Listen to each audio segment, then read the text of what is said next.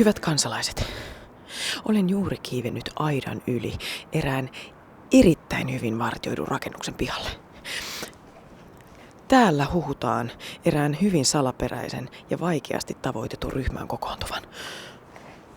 Mennään katsomaan. No, semmoisia, jotka on kiinnostunut luonnosta, semmoisia ihmisiä. Se vähän vaihtelee, voidaan ajatella niin, että joko siellä on joku sovittu määrä oppilaita per luokka ja ryhmä, tai sitten esimerkiksi nyt meillä yläkoulussa toteutetaan niin, että kaikki halukkaat, jotta saataisiin mahdollisimman motivoituneita tyyppejä mukaan. Siihen kuuluu sellaisia oppilaita, jotka on kiinnostunut ympäristön tavallaan suojelemisesta ja tavallaan auttamisesta. Jossain koulussa on ympäristöryhmä ja jossain koulussa on ympäristöagentteja. Meidän oppilaat kutsutaan ympäristöagenteiksi. Nimettömien lähteiden mukaan ryhmä uskoo jonkin suuren muutoksen olevan tulossa. No se tähtää siihen, että koulut olisi ympäristöystävällisempiä, että kaikilla olisi kivempaa ja maailma ei tuhoutuisi niin äkkiä. Ympäristöryhmän toiminta tähtää kouluun, joka ottaisi huomioon ympäristön mahdollisimman monessa tilanteessa ja jossa kaikki kierrätys toimisi hyvin ja ruokaa ei heitettäisi hukkaan ja sähköä säästettäisiin ja kaikkea tällaista. Huhu kiertää, että ryhmä pitää kokouksia juuri tässä rakennuksessa, hämärissä komeroissa kynttilänvalossa. Täällä oli hei se Martti vielä. Joo. Se kun katsoo vielä tätä.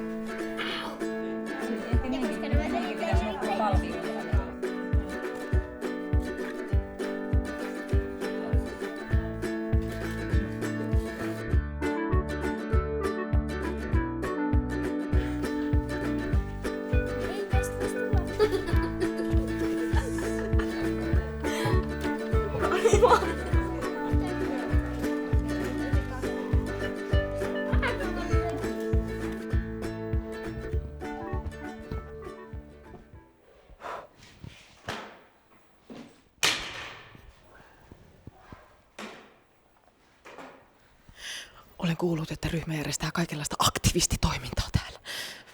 Meillä on joka vuonna tavaranvaihtotori. Tänä vuonna siellä oli myös kilpailuita. Sitten meillä on siivouspäivä koulussa. Ympäristöryhmän tärkein tehtävä on tosiaan yrittää saada tätä koulua ympäristöystävällisemmäksi erilaisten tempausten ja projektien ja muiden avulla.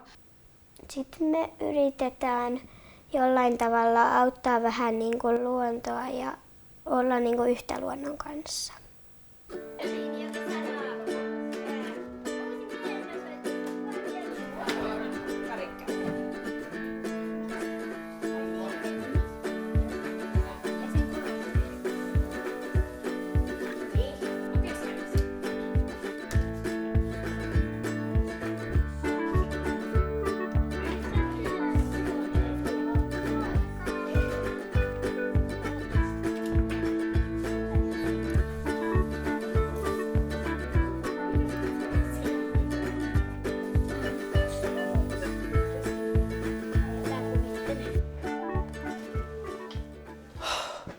Mä en tiedä, miksi kukaan laittaa vapaaehtoisesti aikaa ja energiaa yhtään mihinkään muuhun kuin itseensä.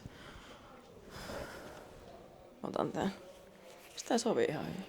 Siis kuvaat sä tätä? Älä nyt! Tämä tarjoaa ihan erilaisen mahdollisuuden tehdä asioita koulussa, että se ei ole vasta normaalia tunneilla olemista ja opettamista, vaan oikeasti niin kuin päästään touhuamaan ja liikkumaan ja tekemään asioita.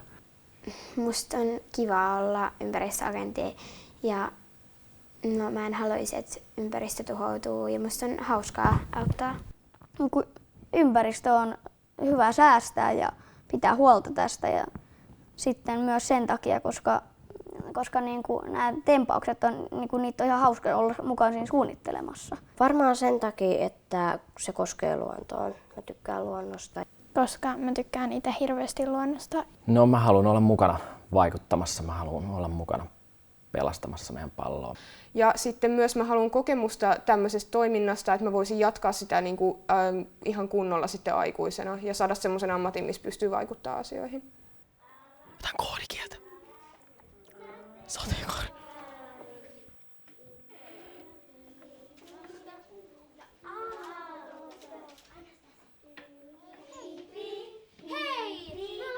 suunniteltu teitä. Tulkaa vaan mukaan tanssiin. Siis mikä paikka tää on? Siis tää on peruskoulu. Sä sanoit, että sä osaat käyttää sitä kepsiä. Sammuta se kamera. Mitä?